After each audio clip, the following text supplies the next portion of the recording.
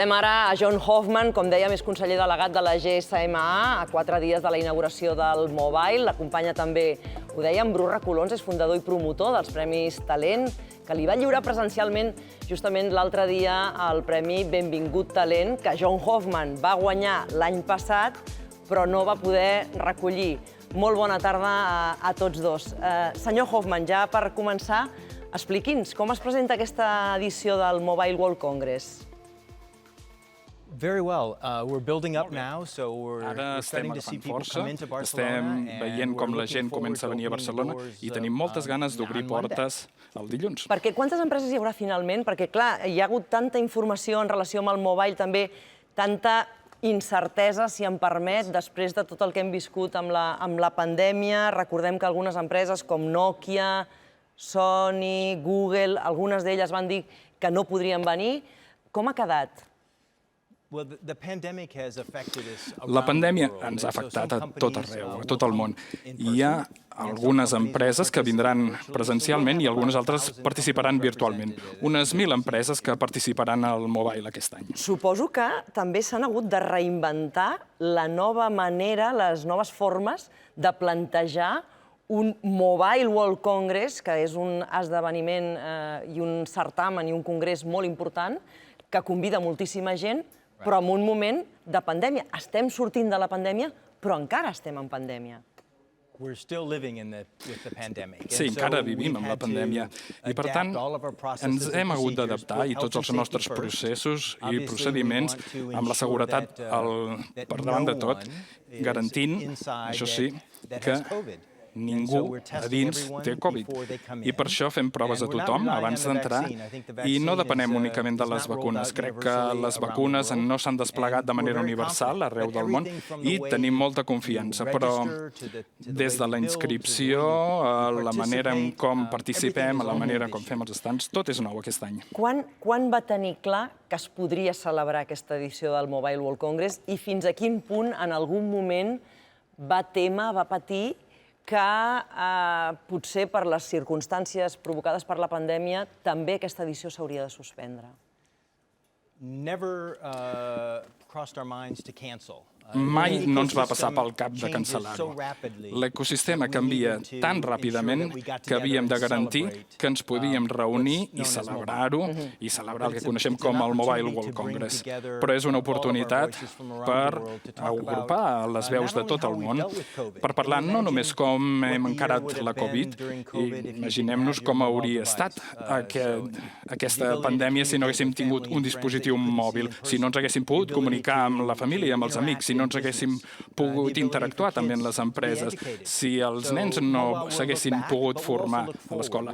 Per tant, mirarem enrere, però també mirarem endavant, perquè estem començant amb la 5G, amb l'internet de les coses, amb la realitat virtual, augmentada, les dades massives. Hi ha moltes coses a parlar. Tenim moltes coses a parlar. Novetats. Novetats del Mobile World Congress.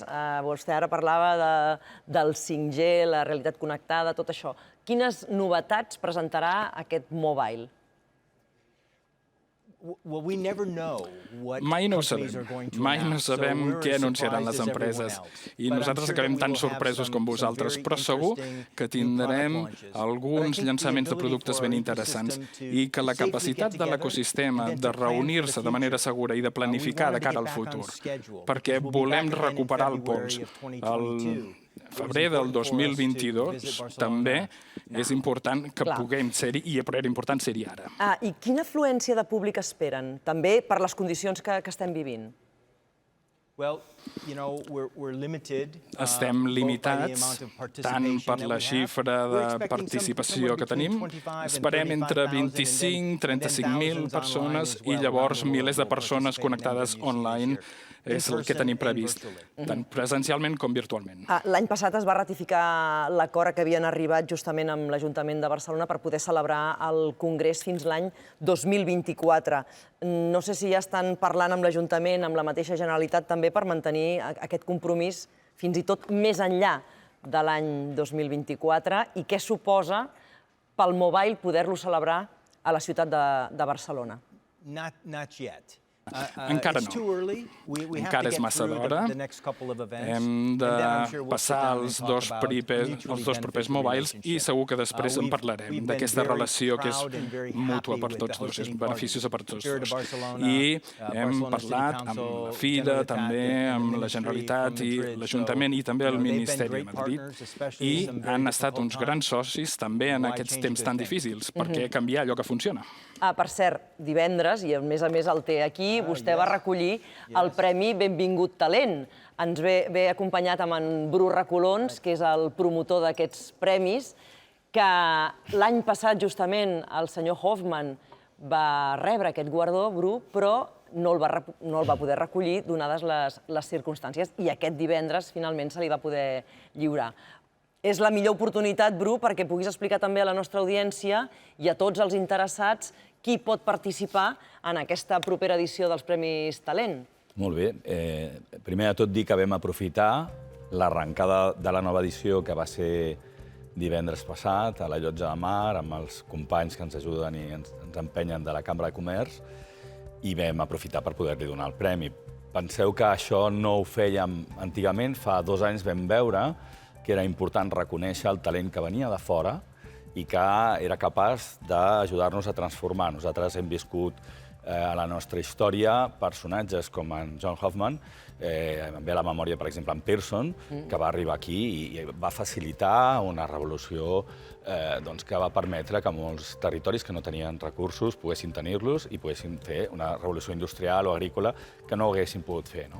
I des del punt de vista de la crida a participar d'aquest any, dir que nosaltres seguim amb la línia d'identificar, en aquest cas, 30 guanyadors de 30 sectors diferents, és a dir, tothom hi té cabuda, que el que han de demostrar és que aquest any o els últims anys han estat capaços de ser disruptius, innovadors.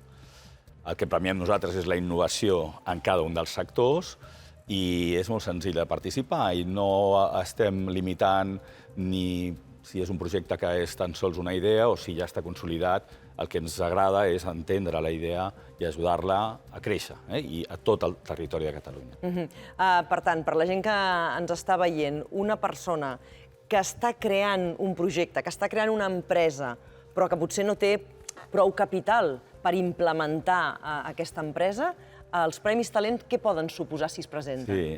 Nosaltres el que no volem és donar un tros de peix, sinó ajudar a pescar, i per tant el primer que fem és fer-los un spot. Els fem un spot perquè puguin difondre i promocionar-se. La segona cosa que fem és un diagnòstic. I amb aquest diagnòstic veiem les seves necessitats, que poden ser les que dius tu, les de recursos econòmics, o poden ser d'altres. I és aquí quan intentem veure com els podem ajudar.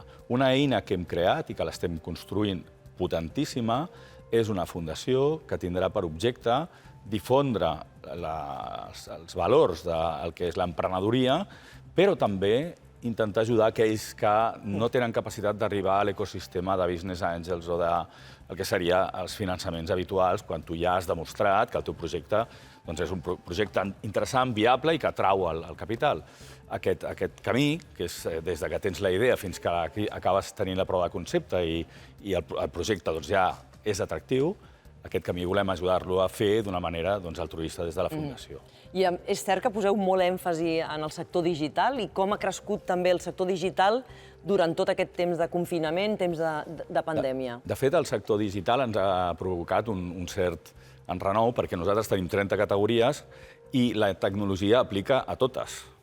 Però ho hem hagut de duplicar, és a dir, hem fet els premis tecnològics més qualsevol altra innovació que pugui haver a la resta de sectors on la tecnologia també té relació. Però, evidentment, és cabdal perquè al final és el que permet innovar.